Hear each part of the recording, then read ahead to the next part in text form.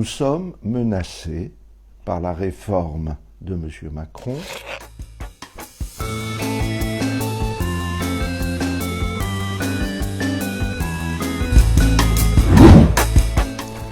Voilà, je m'appelle Henri-Charles Lambert, j'ai prêté serment en décembre 1978, il y a donc plus de 40 ans que j'exerce la profession d'avocat.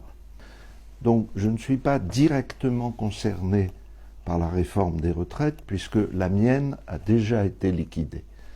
Mais je suis bien évidemment solidaire des générations d'avocats plus jeunes.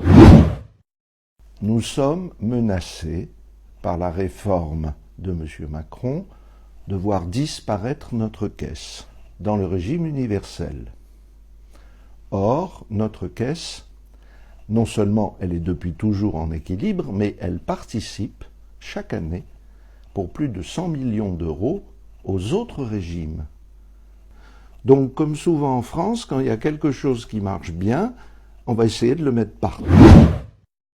Les charges qu'ils vont supporter, alors que précisément ils sont des jeunes avocats, c'est-à-dire au moment où ils ont besoin d'être aidés financièrement, parce qu'ils n'ont pas encore une grosse clientèle ou un gros cabinet, c'est à ce moment-là qu'on va leur imposer une charge de cotisation de retraite particulièrement élevée. On nous refera une nouvelle modification et, comme toujours, l'État cherchera à prendre l'argent au maximum à ceux qui en ont, pas par héritage, le gagnent par leur travail. Oui, j'étais sur les marches du palais, tout à fait, avec un très grand nombre d'avocats. Et d'ailleurs, cela s'est fait dans les 167 barreaux de France.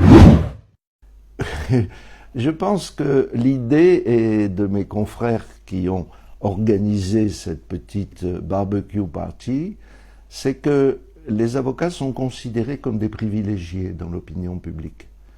Et que c'était une manière de montrer qu'on était ouvert et qu'on pouvait avoir un accueil convivial.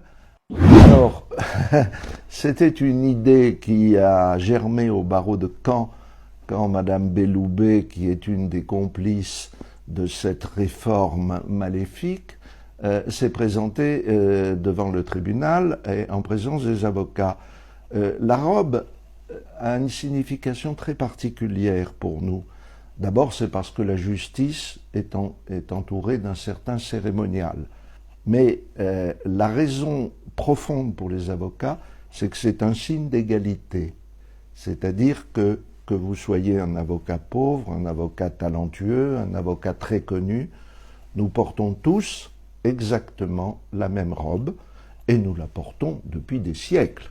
Et le fait de la jeter par terre manifestait ainsi qu'on s'apprête à nous écraser. Il y a eu une assemblée générale de l'ordre qui a donc, à l'invitation du bâtonnier, décidé de reconduire la grève jusqu'au lundi 20 janvier pour le moment.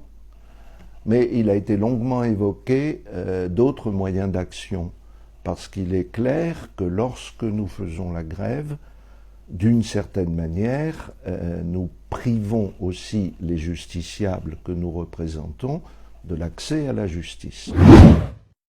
Le jour où les avocats sont fonctionnaires, c'est-à-dire dépendent directement de l'État,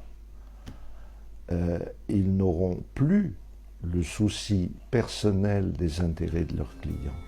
Merci beaucoup. Ça vous va? Oui, ça nous va.